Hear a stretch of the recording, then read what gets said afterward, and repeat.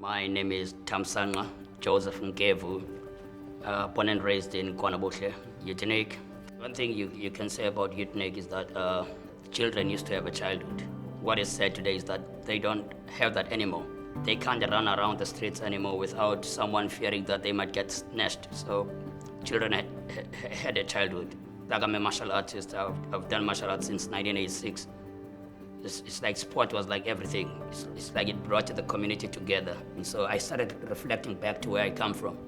And then I started looking at the learners that were making their way to school. And then the stories, the history, everything that was happening in that area started coming back to me. That these learners are not safe.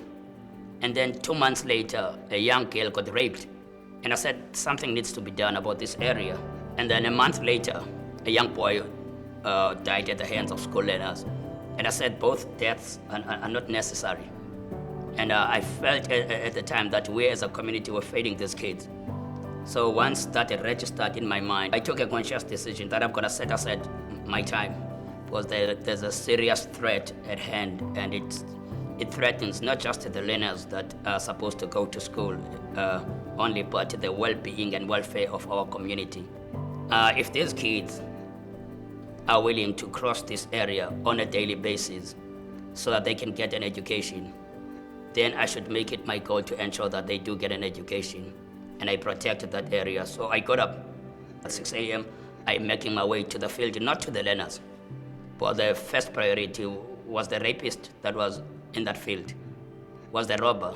What times do they lie await for these learners? Where do they hide? Search for these people, find them, get rid of them. It doesn't matter how dangerous they are.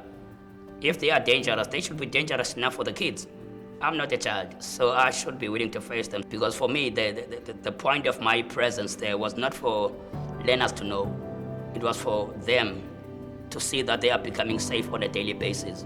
Because the goal is what I see happening now at school level, that the learners are able to improve their performance. And I remember when I first started, it was dead silence. You can actually absorb the anxieties and the fears.